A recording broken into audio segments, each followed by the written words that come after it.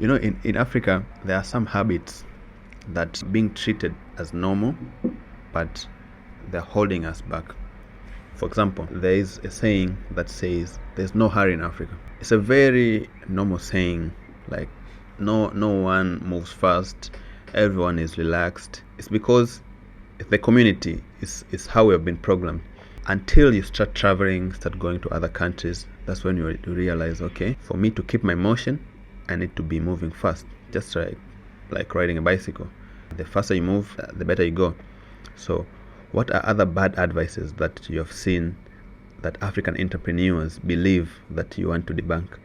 Wow, I'm one of my pet is time, as you can tell. Oh, pole, you mentioned that one. Yeah, it's time. It's urgency. It's urgency and being precise. So one of the things that, and I will harp on that, and people always say, no, it's in the US we call it CPT, colored people time. Yeah. Oh no, that's fine, that's culture. They also have similar things in Latin America and whatnot.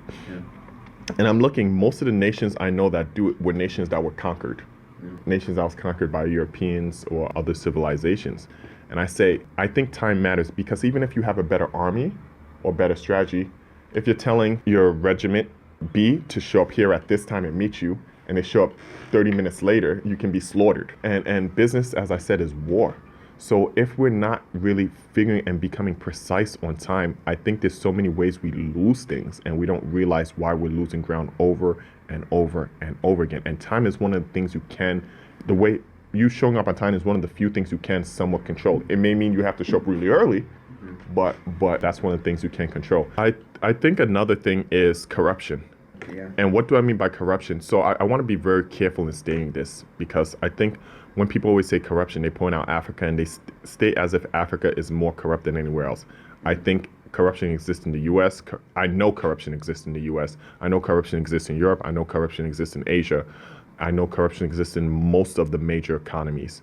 What I mean by corruption, I think if we just take for granted this is how things always are, it creates a lack of systems and structures where you can always go outside of the lines. There's no actual urgency to actually get people to fall within a system that works. Because, hey, you know what? I can go out, I can skip this line. And what happens, I think, in Africa, which is different from the US, because the corruption happens at the highest levels. I was having this discussion with some Africans, and we're talking about corruption. In the U.S. it happens at high. So you can't go out and bribe. And I'm not a fan of corruption, so this is not what I'm saying. You can't go out and bribe a police officer. You can't go out and bribe. You're going to jail. You're going straight to jail. You can't do that for the most. Now you can't do that. But you can bribe senators. You can bribe the highest of bureaucrats, and the way you bribe them is campaign contributions and other things, or donating to a specific nonprofit. And it's much higher dollar amounts, but you can bribe the top legally. It's not called a bribe, it's called a campaign contribution. So legally you can do it. However, they made it so you can't do it at the bottom, and the people at the bottom get chastised. In Africa, anybody will take it. Or let me not say anybody, but many people will take it. Many people take it, and that just creates issues so we're not actually fixing root problems.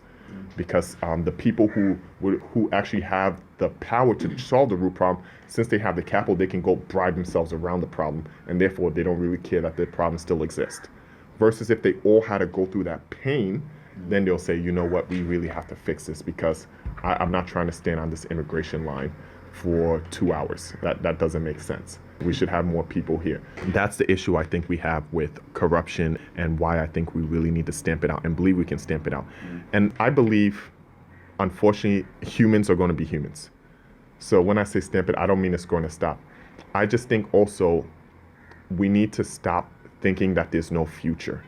And people pretend like they don't think this, but I watch people's behaviors. If our leaders, and I'm not calling out any leader in particular, if our leaders really believed in a better future or promise of Africa, they would limit how much they take from the public coffers now. Why? Because if they'll believe there'll be more in the future. And I don't want them to do, but I just know nature.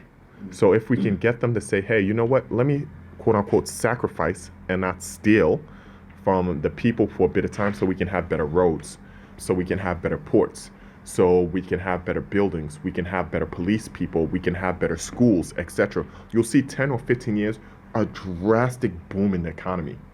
And then if they're pulling money from the thing, it doesn't hurt the people as much because there's so much more money in the thing. So I think we need to really get our leaders and people in general to believe in the future of Africa, because that makes people take quote unquote sacrifices for now because they believe that they can get something more in the future.